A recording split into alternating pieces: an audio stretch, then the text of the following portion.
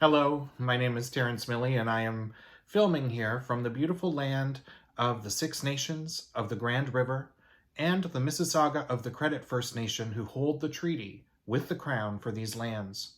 I also remember the long chain of Anishinaabe ancestors who served through time immemorial as stewards of this land, and remember myself as a white settler in this place, with much to learn and one who needs to walk these lands with care, with curiosity, and with an open mind. This series is called From Pedagogy to Andragogy and Beyond, exploring lifelong learning in a Montessori context. The video series is a capstone project for the Masters of Educational Leadership program with the designation in Montessori education being offered through Vancouver Island University. It is being presented in 5 parts.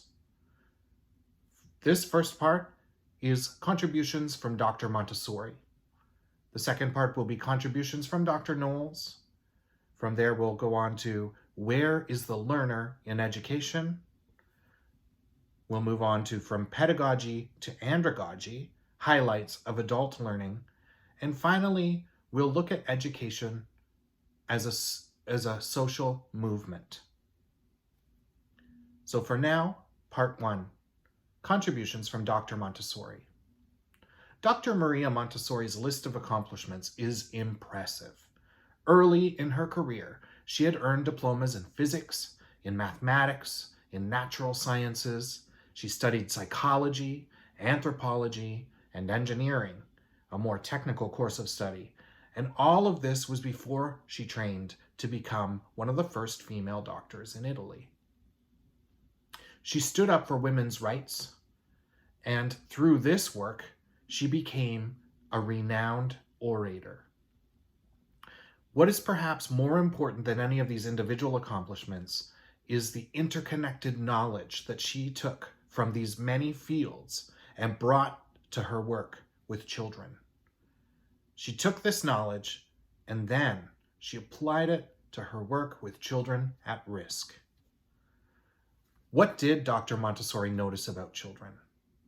In her work, first in an orthophrenic school in Rome, and later in a San Lorenzo housing project just outside of Rome, is that children have their own internal guide, or a teacher that follows a developmental rhythm. She noticed that children self-construct their personality, social patterns, and they incarnate what they experience in the environment.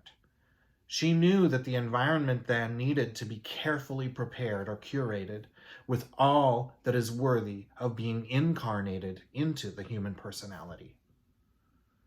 She studied the work of other pedagogues, particularly Seguin, Itard, and Piaget. Many of the materials and design principles first used by Dr. Montessori came directly from Edouard Seguin, some of which they still bear his name. Dr. Montessori used what she called scientific pedagogy. She would install a new material or protocol, and she would give instructions to the adults about how to use it, and then she would return several days later to observe its use. And it was through her careful observations and reflections that she made changes and developed her pedagogy. So the most important feature is that her pedagogy was based on patterns of human development, what the children were naturally exhibiting as being their needs.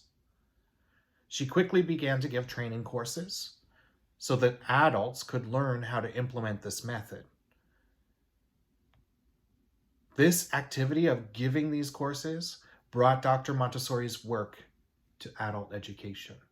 It meant that suddenly she wasn't just educating children, she was also educating adults. Montessori also noticed that almost everywhere she looked in society, that the whole child was being left out. It was being left out of education in favor of designing pedagogy that favored centering the topic or the subject instead of the human individual. This led her to start taking social action on behalf of children and giving many talks on education and peace. And that is a little bit of background on Dr. Montessori.